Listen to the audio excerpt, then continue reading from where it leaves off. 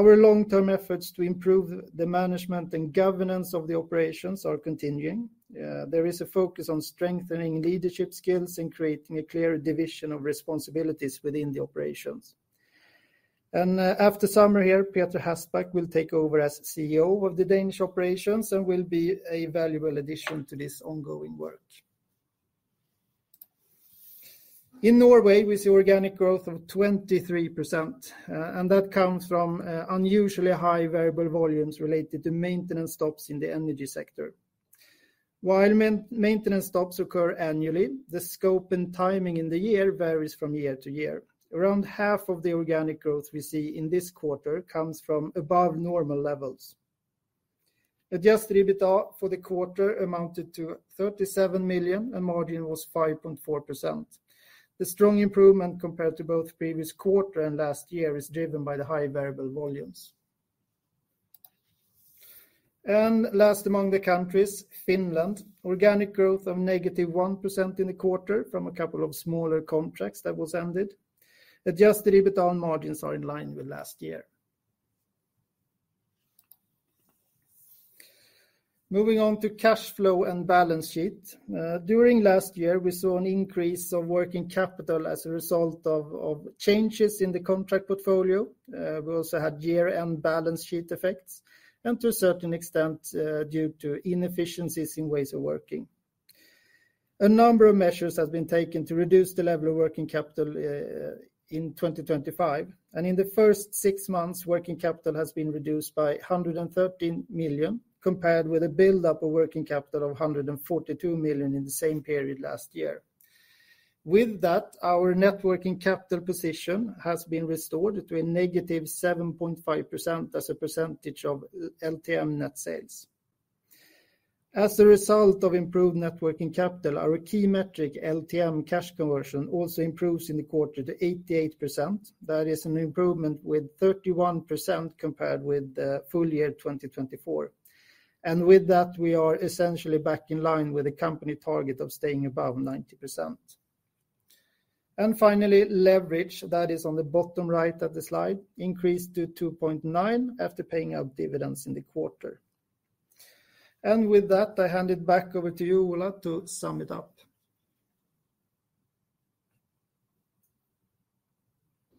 Thank you, Andreas. So summarizing all that we've heard now, we continue to extend some important contracts.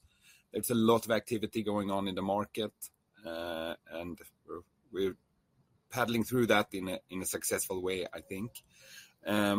The organizational change that has been on the agenda here for the first half year is now completed.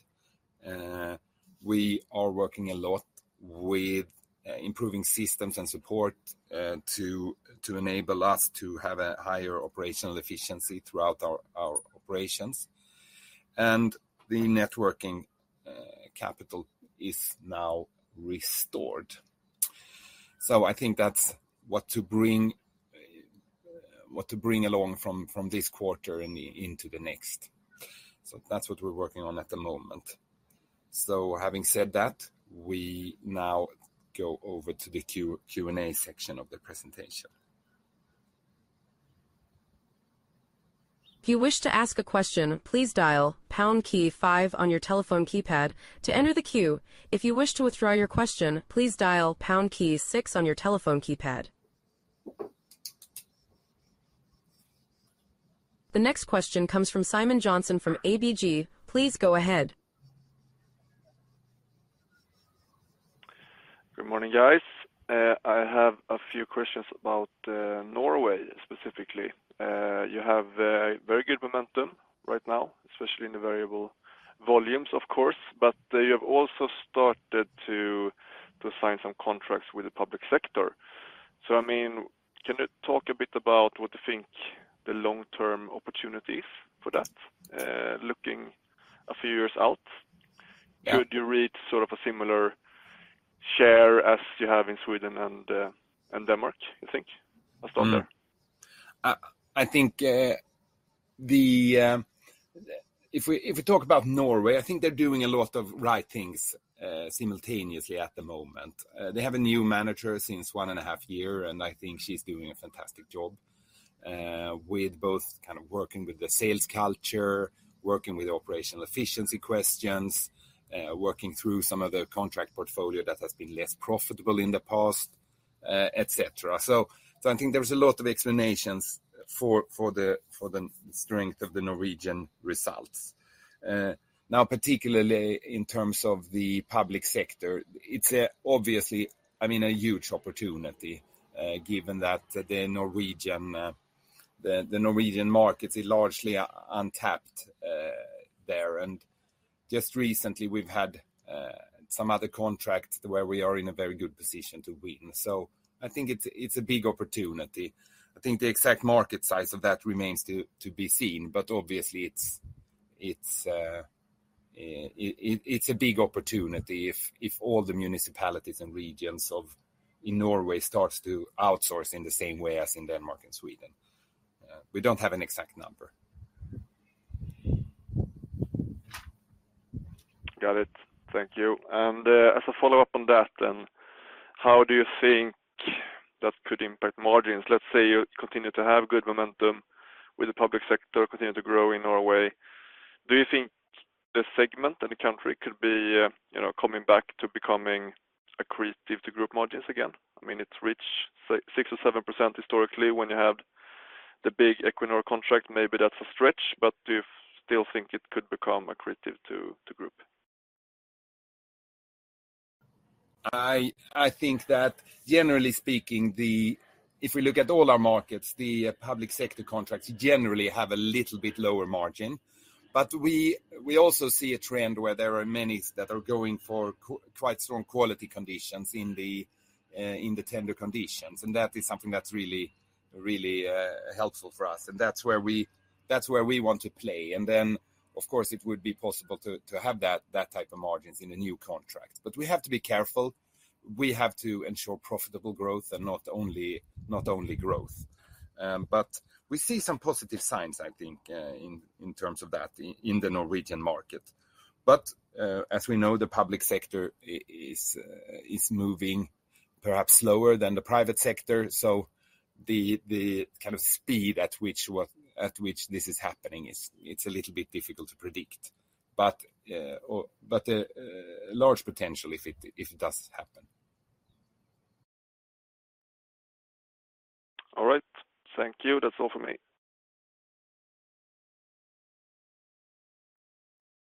The next question comes from Raymond K. from Nordia. Please go ahead.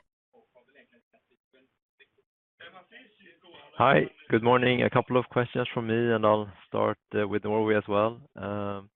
Regarding the exceptionally high maintenance volume that you saw here in Q2, when did that take place approximately during the quarter, and do you see any of that trickle into Q3? Hi, Raymond. Primarily the second half of the quarter. There might be some trickling over here in Q3, but limited, I would say, because that maintenance stop is actually coming to an end here in the coming days. Got it.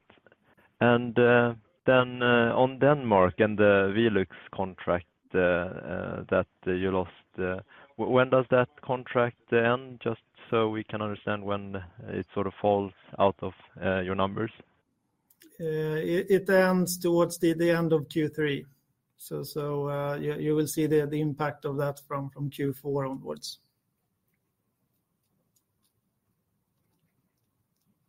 Got it. And finally, just on Sweden and Denmark, you saw lower variable volumes behind the negative organic growth there. Could you help us understand if that's something that we should expect to change shortly, or is this sort of the theme maybe going into H2 as well? Thanks. Sorry, go ahead, Ola. No, I think a general comment on that is that it is a little bit challenging to predict because we have certain of our segments and that are affected, of course, by the economic environment and have a little bit slower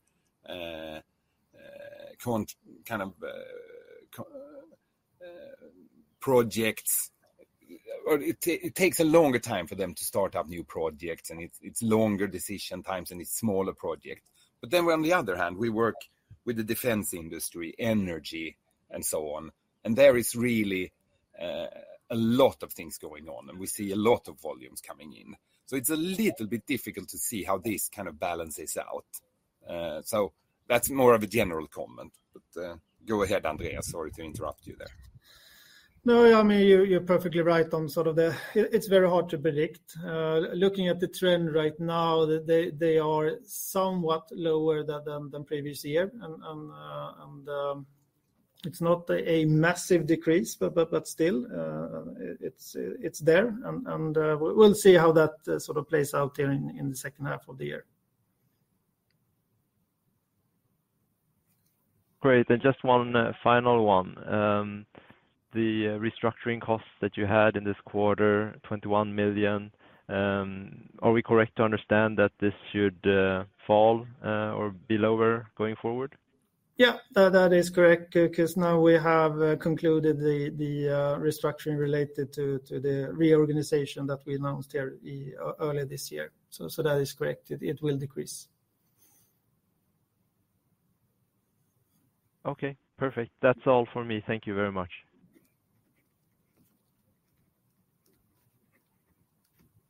The next question comes from Karl-Johan Bonnevier from DNB Carnegie. Please go ahead. Yes, good morning, Ola and Andreas. First of all, congratulations to a good continued turnaround of the company after last year's struggles. Just to conclude on Norway, Andreas, could you remember and enlighten us, how is the comparison in Q3 for last year? I can't remember that you mentioned variable volumes being particularly high in that quarter, or is it a fair base to compare with? Yeah, exactly. We had quite high volumes both in Q2, Q3 last year, but I think looking ahead in Q3, it's a fair comparison, I think, but not on sort of the unusually high levels that we have seen in Q2, but should be sort of on balance with last year, I believe. Excellent.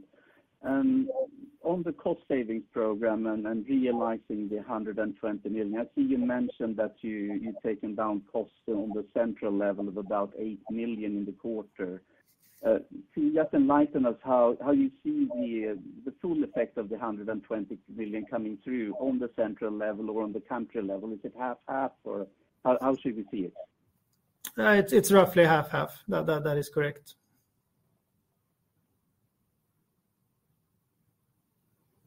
And when you look at now, say, having implemented maybe it's too early to say, but obviously taking out that amount of employees, have you seen any detrimental effects on your business being taking out 130 employees? No, I think it's a good question, but I think we've seen an increased focus actually on the core questions that we need to work on: operational efficiency, some of our IT challenges, etc. So far we've actually seen an ability for an increased focus. And I think we should also remember that we're kind of more now back to more normal HQ cost levels that I think you've been used to seeing in Coor, over the historic time. So I think it's back to normal levels. You should think about it more like that than that it's a decrease. And Ola, on that tempo, you have already given a lot of comments about how you see the strength in the Norwegian operation and maybe the volatility in still underlying in the Danish operation. If you look at the general stability of the operation, how would you say envisage the different countries at this stage? I think as I mentioned, I think Norway is on a good path where we see a stability and a predictability in the work that they're doing. Sweden is perhaps somewhere a little bit less kind of predictable and stable than Norway, and then Denmark is probably at this time the least predictable, where we see some changes from month to month that we work with getting under control. So I think this is the primary task for the new Danish manager to really get an even tighter control of the costs and the operations in the Danish business. So I would probably rank them, something like that. And this is also, the result of the historic growth pattern where we've grown a lot and taking a lot of new contracts, and kind of how are you able to how have you been able to manage the integration of that rapid growth? And the countries are there on a little bit varying level. And when you look at the, take that stability into the perception of what kind of market opportunities you see out there, is it easier to let the Norwegian organization for the moment going for growth opportunities than maybe the Swedish and the Danish? Yeah, I think it's my management philosophy that you always have to kind of earn the right to invest. To do that, if you are managing a good operations and your control of what you're doing, then you have a better opportunity to absorb new growth. So of course that is one of the factors that is playing into this. But of course, if there is also, we're very long term. So if there is a good opportunity coming up, we'll just have to make sure that we support that, even if it's in a market that is currently a little bit less successful than the Norwegian one.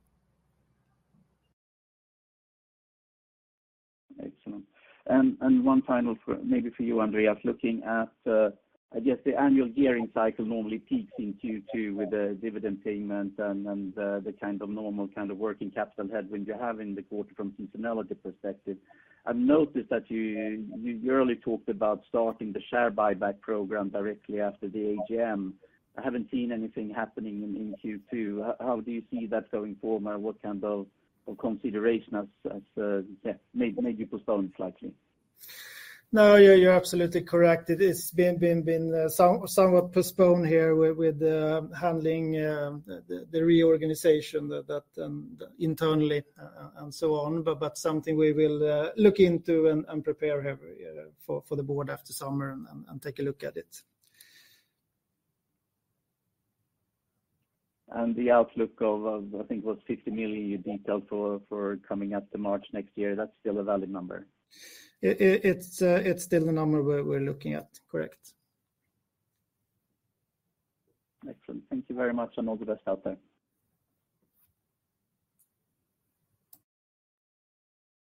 The next question comes from Rauli Juva from Inderes. Please go ahead.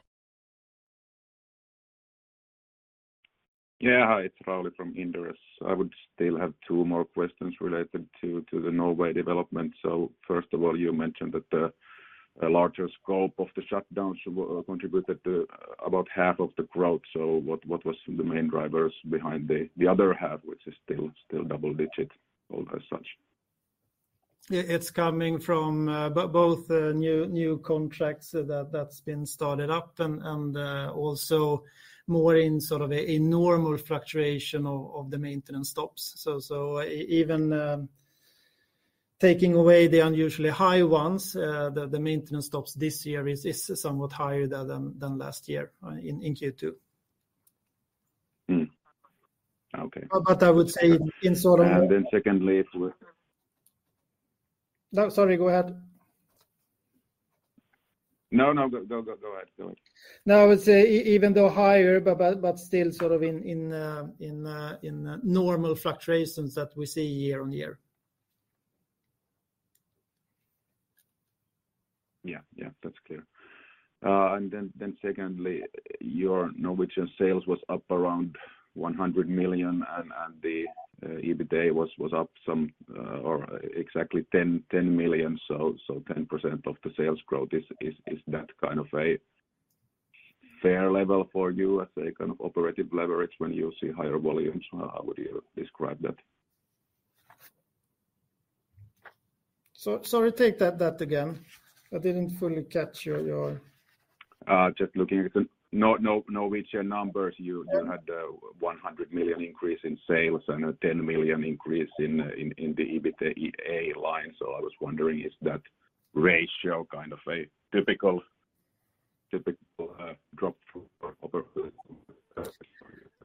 10% of the sales increase to earnings when you see volumes? It's hard to sort of have that as a general view, because it depends on where that growth is coming. Is it coming in building density that then you can sort of grow with the healthy margins? If it comes with a more sort of scattered geographical spread, then the margin profile might look different. So it's hard to say sort of in general that growth comes with a certain margin.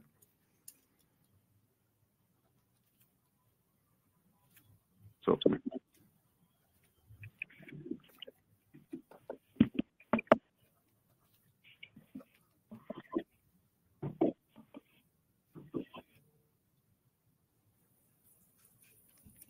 All right. Any more questions? All right. The next question comes from Oliver Usitalo from Aktiespararna. Please go ahead. Hello, guys. Good morning. I suppose we will finish up with a few questions from my end. I think you mentioned in the report that there are some large deals coming along in Denmark. And considering the recent status of your Danish operation, do you feel that you have resources to be a competitive player in these upcoming bids? Do you think we can see some? Is this the low point for the Danish market? It's a really good question. I think since there's a movement in many different kind of parts of the market, the answer varies a little bit. But I mean, we still remain one of the top players in the Danish market. We have some challenge with the operational efficiency in terms of how to generate profit, but I think it doesn't mean that we are not competitive. So I wouldn't say that.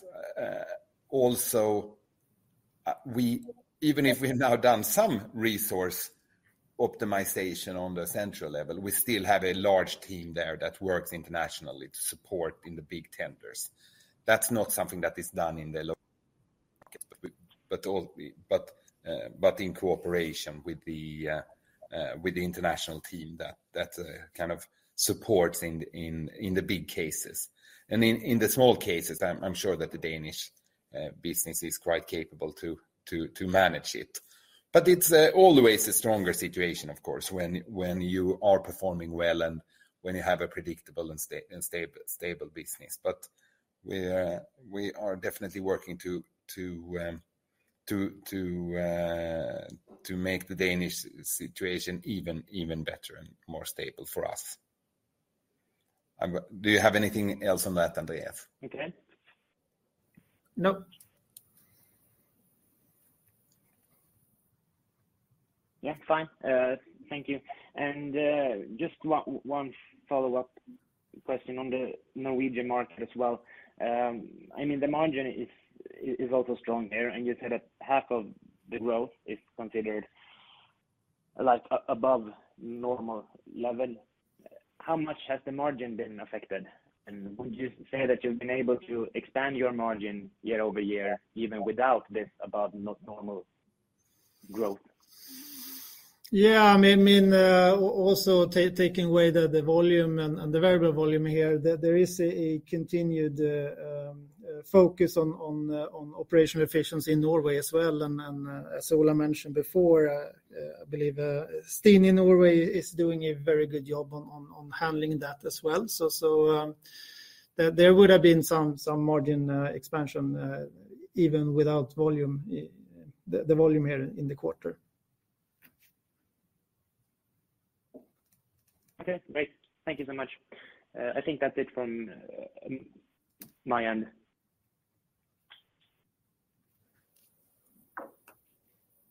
As a reminder, if you wish to ask a question, please dial pound key 5 on your telephone keypad.